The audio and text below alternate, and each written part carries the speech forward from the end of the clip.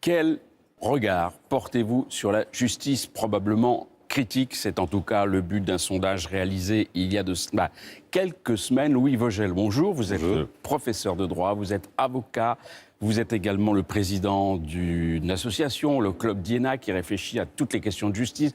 Et vous venez de faire paraître Justice Année Zéro, 20 propositions de réforme pour demain aux éditions Ramsay. Vous écrivez « La justice se porte mal ». Alors regardons tout de suite ce sondage réalisé pour vous, pour le Club d'Iéna, par l'IFOP. La confiance, oui à 55, non à 45.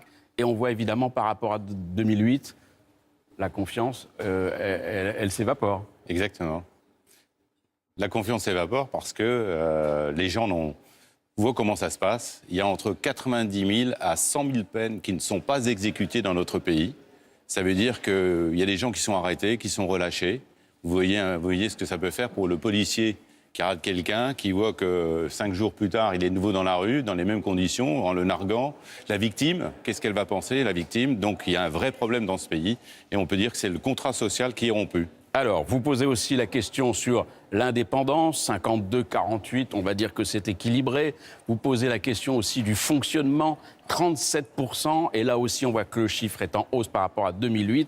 Ça fonctionne mal, c'est trop long, c'est trop compliqué. Deux Français sur 3 pensent que ça fonctionne mal. C'est trop long, c'est trop compliqué, c'est pas efficace, et les délinquants perdent le sens de la peine.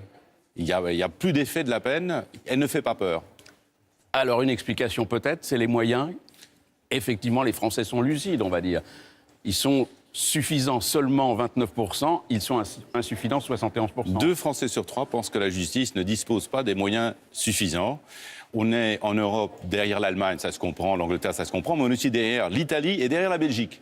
Alors, dernière question que vous avez posée sur la justice des mineurs et plus particulièrement sur le fait, faut-il augmenter le principe d'incarcération pour les mineurs? Oui, il faut le réformer à 63%. Là aussi, on voit que c'est en évolution par rapport à 2008. Pas réformer, évidemment, 37%. Il y a une demande de justice, quel que soit l'âge. Bien sûr, et les mineurs ont changé. Aujourd'hui, beaucoup de délinquants mineurs sont exactement dans les mêmes conditions que des majeurs. Donc, il y a une sorte de changement quantitatif. Il y a beaucoup plus de mineurs qui vont faire la justice aujourd'hui. Et qualitatif, c'est plus des vols de voitures, c'est des dégradations, des heurts avec la police, des attaques de personnes, du trafic de stupéfiants. Et donc, les Français demandent plus de sévérité. Il faut distinguer un juge pour les enfants, le juge traditionnel, et un juge pénal des mineurs qui traitera les questions de délinquance avec toute la sévérité nécessaire. Alors, vous dites année zéro, 20 propositions pour la justice de demain. La justice, on n'en parle pas pendant la campagne présidentielle. Elle est complètement passée à la trappe. Et pourtant, je pense que dans une société aussi éclatée que la nôtre, avec tous les problèmes de conflits entre les personnes, avec les victimes qui sentent que la justice n'est pas rendue, c'est une question primordiale. Et je pense que avec un changement de gouvernement, il serait essentiel d'adopter une grande loi sur la justice. La première proposition, le prochain garde des Sceaux, qu'est-ce qu'il doit faire en premier?